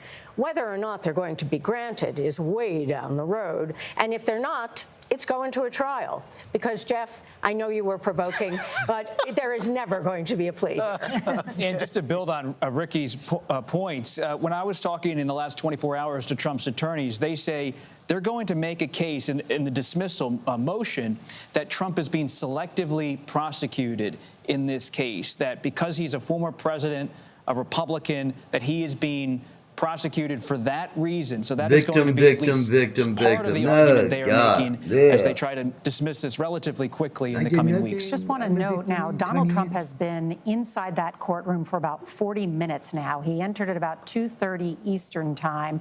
According to our own Scott McFarlane, who witnessed the proceedings inside from an overflow room, the Manhattan prosecutors accused Donald Trump of trying to cover up a potential sex scandal during the 2016 presidential campaign with hush money payments. They were bumped up, these charges, to Class E felonies, meaning that this conduct essentially was intended to conceal another underlying crime. This now opens Trump up to not only be the first president. Okay, by bumping them up, they're not talking about this. By bumping them up to Class E felonies, it also enables them to plead down from a felony to a misdemeanor, which doesn't have any jail times. Just something that they're not mentioning that is part of that bumping up process. Who said in a loud voice, not guilty. And as Ricky so eloquently explained, this is going to take a lot of time. We're looking at weeks and months ahead. And politically, John, I'm so curious how this is going to play out as you have an ongoing Republican presidential race. What's coming up this summer? Debates, primary debates. Then you're going to have major election nights next year in 2024. Yeah, we're in 2023. There aren't going to be any debates this summer. What the? Is this your first day on the job, clown? And serve in the American presidency. And not just in this case. The E. Jean Carroll case is, I think, being heard next week, where Joe Tacopino is defending him against a charge of rape. A civil case. Then there is the January 6th case. There is the documents, the classified documents found at Mar-a-Lago, the Georgia case. What's the timeline on those other cases? Well, I thought the Georgia case, the judge who ruled about whether the information could be released to the public said, I don't want to do that until there is an indictment, because there were indictments that were expected to come as a result of that. But of course, there was a special grand jury that met. And yeah, I thought the Georgia case would come first myself. Fani Willis has not made a decision on whether she's going to convene a regular grand jury to issue criminal indictments in Georgia. Here's the one clue we have about the special counsel. What is he doing? Actions always speak. He keeps compelling everyone at the highest level to testify as soon as possible. Including the special Mike counsel, Pence. Jack Smith, keeps going before the judge and says, I don't care about the privilege argument. Bring him in. We need this testimony. That's a sign he wants to move quickly. And in that special counsel's case, what were the new developments just this morning happening in Washington? In the January 6th investigation led by the special counsel and the prosecution keeps gaining ground in terms of bringing in people like Mark Meadows, the former White House chief of staff, Pence. John Ratcliffe, the former director of national intelligence, Robert O'Brien, the former national security advisor. Those are not just political advisors. You have the special counsel looking at the national security apparatus and getting a judge to agree with the special counsel's position as they move toward possible prosecution, that we need to hear from these people as soon as possible. I want to go now to Scott McFarlane, who witnessed the first part of Scott is this, normally a pretty good hearing reporter. That Donald Trump inside this courtroom where criminal charges were read against him. Scott, recap what you saw inside. Let's underscore the significance of the fact that a former president of the United States now has an official case number in the criminal court system. He is case number 71543-23, according to the Manhattan court system. That's his indictment number. The clerk of the judge, Judge Juan Marchand, read out this indictment, that it was 34 counts of falsifying business records in the first degree. immediately. Donald Trump was asked how he pleads to that charge. Now, as is past practice in this courthouse, a defense attorney could do that, or the defendant could do that. Donald Trump chose to do that, said not guilty. This proceeding has so much more to unfold still. There are going to be some references we expect to whatever connection the falsified business records might have to other alleged misconduct by the former president.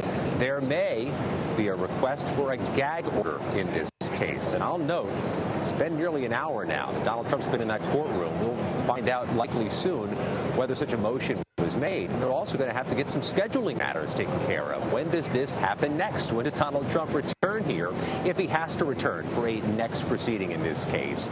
But a lot of what started off this set of proceedings today, back and forth between an attorney for 20 We talked about the gag order, just to jump in here real quick. We talked about the gag order in last night's show.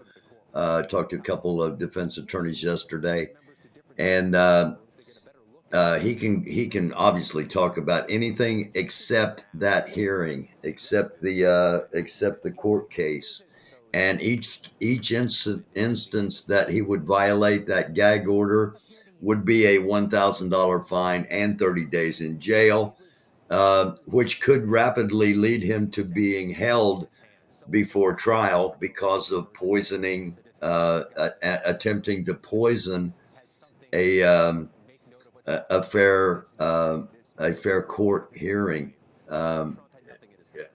in an attempt to make it so it's all but impossible to have a fair hearing because the judge is tarnished, the court itself is tarnished, obviously the person that is espousing the crap is already tarnished because they're charged in a criminal matter and in a felony matter. So this is not, while today may not drag out, this case will probably drag out, and the others will probably begin before this is ever put to rest. Are fixed there, likely by Secret Service request or security request, until all of this is over.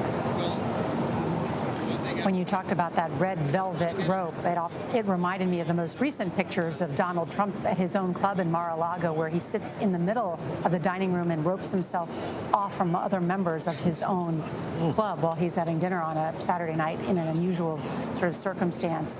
Robert? Just an additional note, when you look at that picture right now, the person at the end of the row is a Trump advisor and lawyer named Boris Epshteyn. And he is someone who has become a confidant of the former president. He's close to the Trump family, close to the Trump sons in particular. He's also quite notable to be sitting there at the table with the former president at this critical moment, legally and politically, because it's raising some eyebrows. Well, it's raising eyebrows because his phone, Boris Epshteyn's phone, was seized by federal agents as part of the January 6th investigation. Who is Boris Epshteyn, if you haven't been following every day? Well, he's someone who was very close to Rudy Giuliani for a long time, and when Giuliani was right there with Trump could be a downfall. After November 2020, working to try to overturn the election, who was at Giuliani's side? Boris Epshteyn. So Giuliani was Trump's right-hand man in that post and pre-January 6th period, and Boris was that to Rudy. I understand that Epshteyn is also represented by Todd Blanche, who is now part of this. And part of how Todd Blanche, we're told, was brought into the legal team is because he's friendly with Boris Epshteyn, friendly and representing him. And Boris actually also goes back to the Russia investigation, which is where we first met him, is in connection with the Russia investigation. He was also under scrutiny, not accused of anything officially, wasn't facing any charges. Allegedly unscrupulous. As I said, it used to be about our best and brightest and most honorable. Now it seems like it's often the most absolute slime-filled. Thank you, Nora.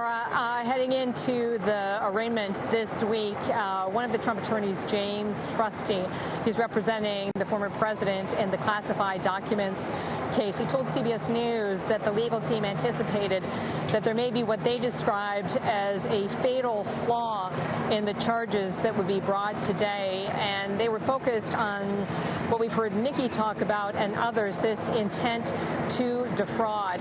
Trusty made the point to CBS News that intent to defraud must show more than just an intent to deceive. It must also show that there was an intent to deny an individual or individuals of properties or financial assets. And they think that will be a very stiff climb in this case.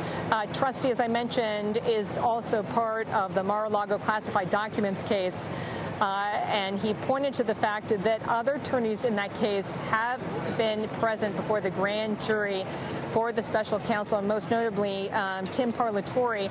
Parlatore told me personally that when he went to the grand jury in December, that he felt his testimony to the grand jury was unexpected and unhelpful, his words, to the special counsel, because he argued that his actions and the actions of the former president did not show a willfulness to retain the records, rather what he described as a willingness to provide back the records once they had been identified. So you can see from the scope of the reporting that it's very broad disagreement as to the strength of the special counsel investigation now. The Trump people say they don't think it's building to an outcome that would be undesirable to them. But as we just heard from Bob and others, they have a very different perspective on that investigation. Catherine, thank you. I want to bring in our lawyers and former prosecutors who are with us, because these 34 counts, these felonies, center around falsifying business records in the first degree. I'm actually looking at the state code right now, and a person is guilty of falsifying business records in the first degree when he commits the crime of falsifying business records in the second degree, and when his intent to defraud includes an intent to commit another crime or to aid or conceal the commission thereof. Okay, Might have so to if there's listen to it another slowly, crime, yeah. But I want to explain it because, again, If there's another crime involved, why aren't charges being pursued on those crimes? If there is collusion, if there is conspiracy, why aren't any charges being brought forth? Why is it just one charge, 34 counts of one charge, but yet it's elevated, which means there has to have been other intent, which logically would lead to other charges? I'm not sure. For the years, allegedly paid hush money to people to keep his sexual trysts secret. And that's perfectly legal. You can do that. You sign. Okay. And also to keep people from talking about his physical characteristics. That is probably more of the reason for those non-disclosure agreements, according to what I'm hearing. Just something to think about. Allegedly, the payment to repay Michael Cohen classified as a business expense for legal fees. Michael Cohen paid Stormy Daniels. Yeah, Michael Cohen paid Stormy Daniels, and the word I got out of D.C. was that it wasn't because Trump was ashamed of having sex with her. It was to keep her quiet about talking about his characteristics. Let's just leave it at that. And which, to me, that makes a whole lot more sense. Meaning they do this. Yes. This is something that people do. It's not unusual. However, it's unusual to combine it with a federal campaign violation if, in fact, that's what's there. We still haven't seen it. And that's what makes it the felony charge. Correct.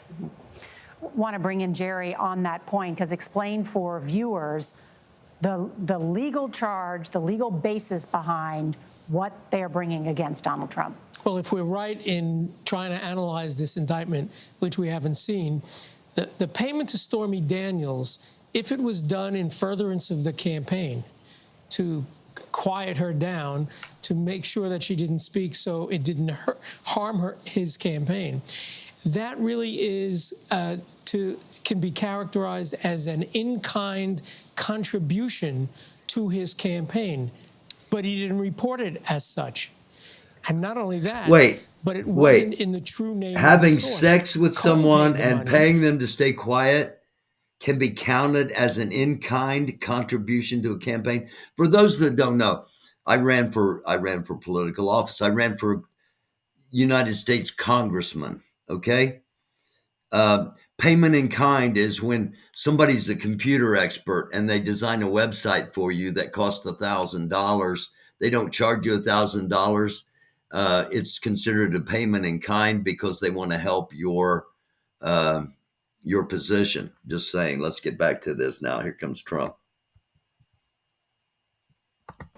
You have to watch the former president right now? That's right. Okay. We just saw him exit the courtroom after what appears to be an almost hour-long appearance because he entered. So he's been arrested, he's been arraigned, and it looks like the arraignment's over and he'll be leaving. A reporter inside, Graham Cates, inside that courtroom, witnessing everything that we saw, as well as that will add to the details that we already heard from Scott McFarland. This was supposed to be a quick hearing, at least that's what we heard. It was going to be like 20 minutes, lasted an hour. It's a specific and important case, no doubt. We're all anxious to hear details of what happened inside. And what's in the actual indictment. I mean, we finally...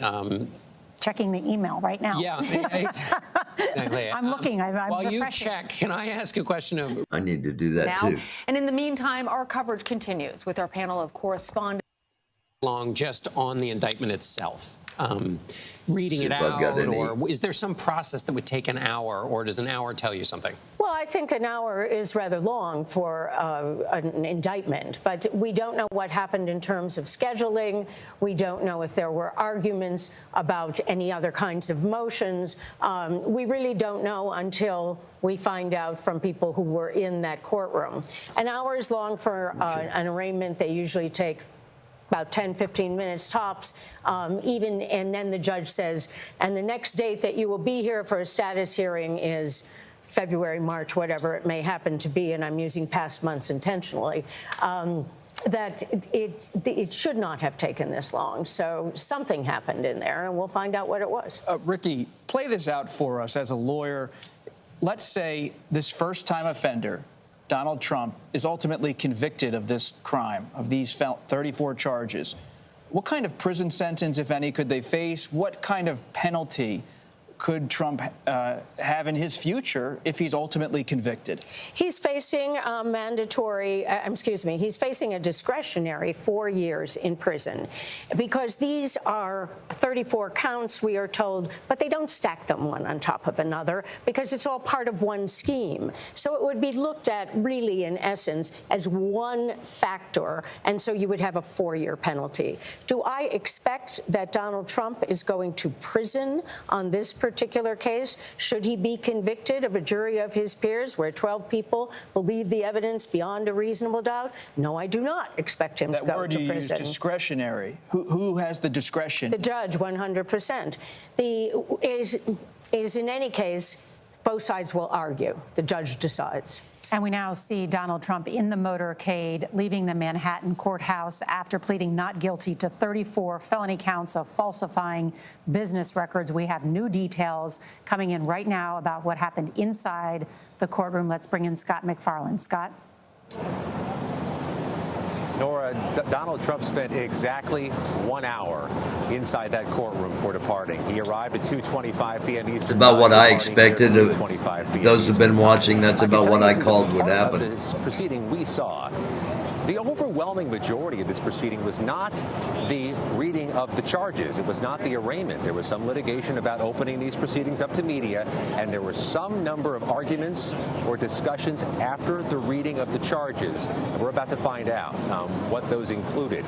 Is there a possibility there was an argument over a possible gag order? Sure, that's been talked about in recent days. We do know, as Donald Trump exited, he did not address the cameras that were there, in which some people predicted he might speak to. So we're going to find out in the coming minutes what else was included in this hour-long hearing. The arraignment, the actual filing of these 34 charges, took just moments.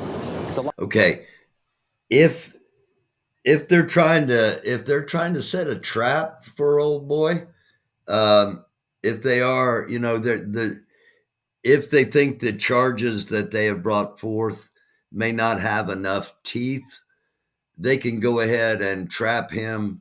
They can go ahead and have him capture himself, if you will, by putting a gag order, knowing he's going to violate it and knowing that that will lead to incarceration. It's a little nefarious, but I'm not saying it's not a plan. The best way to describe it while entering and exiting the courtroom. As we wait to find out the details of this, something when Ricky was talking struck me. If there are 34 counts and they are associated with these checks, we shouldn't forget that there has been reporting, or there's been the suggestion that some of these checks were written while he was president of the United States. And that will be something to look for. So in other words, that gets into treason. It may be the same check, but the dates on the checks will be, at least politically, quite significant if some of those dates, some of those checks in this allegations or in this indictment were while he was president of the United States. Well, again, it's the collision, if you will, of the political world and the legal world. That is a factor that could be very important in the future in the political world. It's not a factor that I expect has any relevance in Alvin Bragg's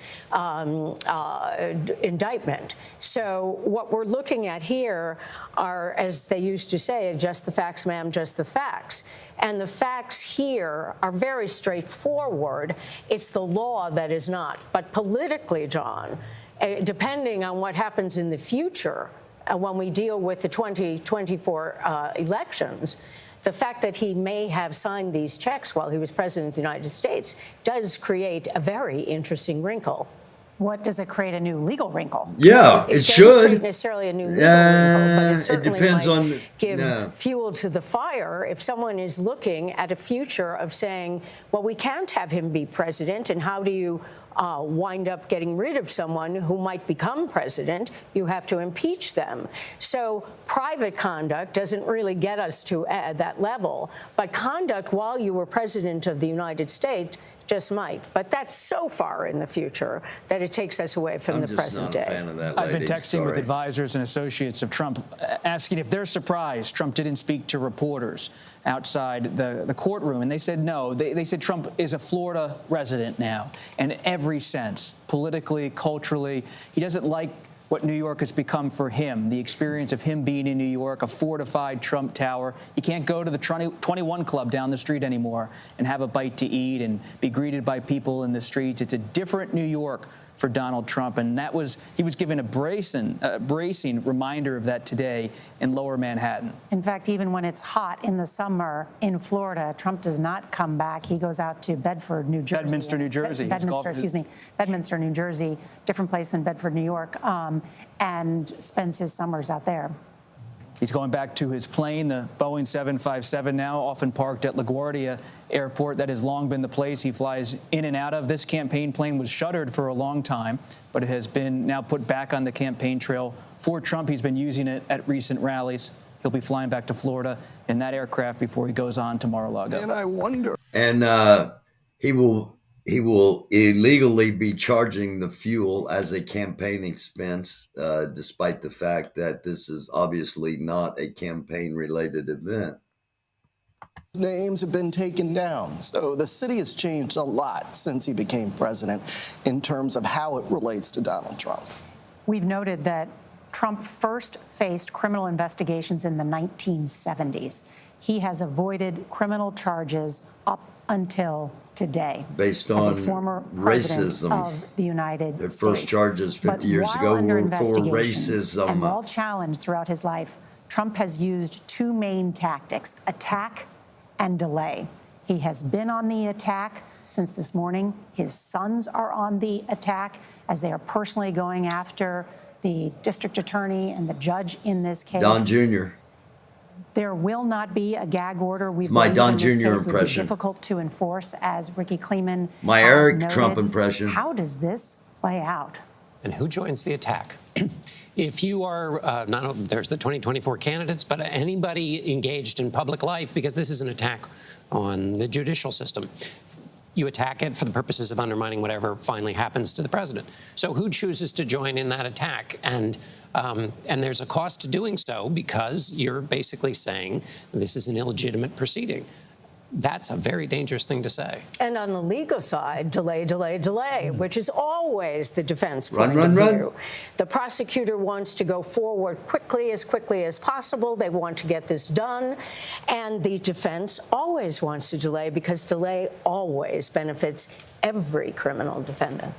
You think back to Michael Cohen is at the center of this case, but when I was watching those images come in of Donald Trump sitting there in the courtroom, I was thinking not of Michael Cohen, but of Roy Cohn, Trump's longtime advisor, now passed, but someone who was of New York, of the legal community, highly controversial for his ethical decisions over the course of his career. I was thinking about Roger Stone. I mean, there was a combative advisor and lawyer almost always at Trump's side. He had a few of them today, but it's an entirely different context, a different stage of his life, running again for the presidency. And he's not now the man on page 6. He's a former president of the United States of America, coming back to Manhattan. And now launching another bid for the presidency, which you have noted will largely become part of his grievance campaign, as he will use that as a means to run for president. And who's watching this? Who's watching this in the Republican Party? Florida Governor Ron DeSantis, Governor Youngkin, maybe a rising member of the United States Senate, and wonder, is this a moment of political vulnerability, not just legal vulnerability? And what do you think? My reporting shows that every Republican shows who's you're a ambitious clown. I'm sorry. Okay. There we go. I'm gonna drop off here coming up in just a few minutes. We're gonna kind of wrap this part up. I will be back later tonight. I'm going to be back on around 8 p.m., not our normal time. Be back on about 8 p.m. to cover what happens in Mar-a-Lago and the storms, as it looks like we have possibility of some overnight even tornadic disturbances. And so I'm going to be back on at 8 p.m., come back on for an hour, 2 hours, whatever it takes. And we'll be talking about, what happened today, and we'll cover what happens at Mar-a-Lago this evening. Again, I'll be on about 8 p.m. So, thank you for clicking on, for joining.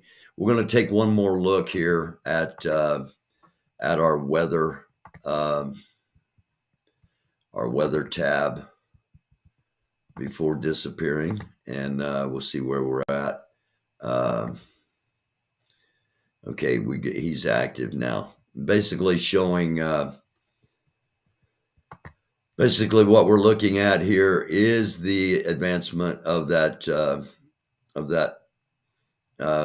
boundary, as you see, and ahead of the boundary, the possibility of some storms, warmer air behind the boundary, possibility back in here of you get up into the Dakotas, up into Wyoming, Nebraska, possibility of massive amounts of snow, up to a foot of snow.